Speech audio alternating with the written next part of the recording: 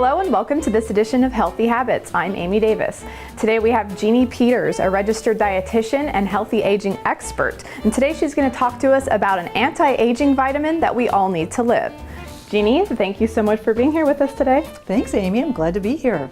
Now, I'm sure being the expert that you are, you get plenty of patients coming to you wanting to know what the magic trick to anti-aging is. And in fact, magic isn't really necessary. I'm under the understanding that you actually recommend one simple yet major thing to patients that they could do to improve their health. Could you tell us what that is? Oh, absolutely. And it doesn't matter whether you're 6 or 60. My number one tip for anybody who wants to improve their health would be to optimize their vitamin D levels. Low vitamin D is epidemic right now. The average range or normal range of vitamin D is 30 to 100.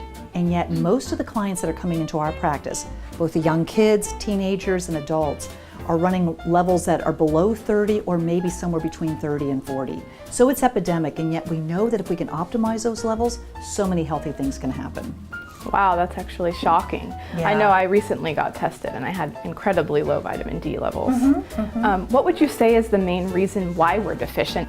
Is deficiency, really a problem with Absolutely. a lot of Americans? Yeah, it's definitely a problem, Amy. And one of the things why we want to optimize vitamin D is because it's related to so many issues in our health. So for example, getting optimal levels can decrease your risk for cancer, prostate, colon cancer, breast cancer, all cancers. It can improve your cardiovascular disease. So anybody who has heart disease can improve. It can improve diabetes.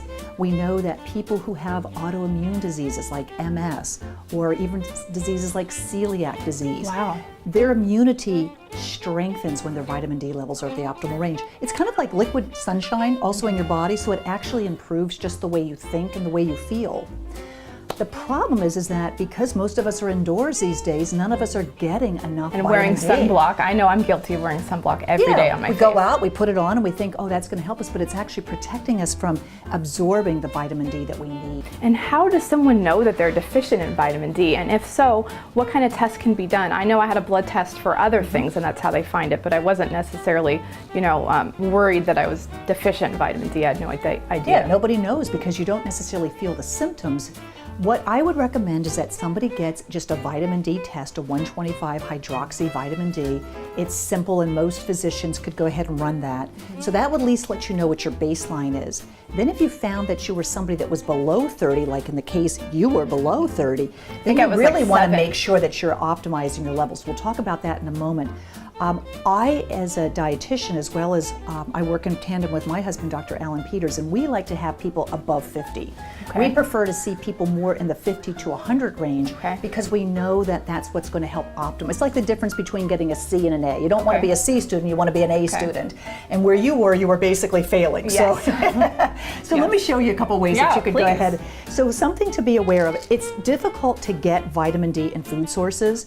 So the standard RDA is 400 international units. It absolutely needs to be changed. There's a whole body of science right now recognizing that we need to up those levels.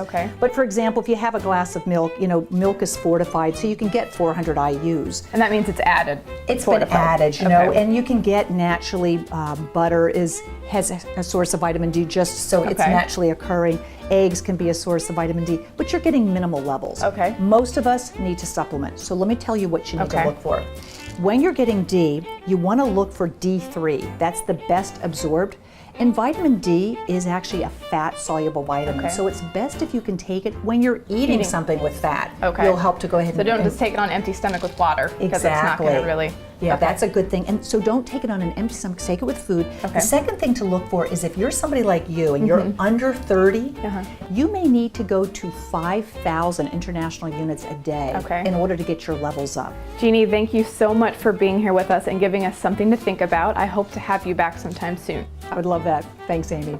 That's going to do it for this edition of Healthy Habits. We'll see you next time.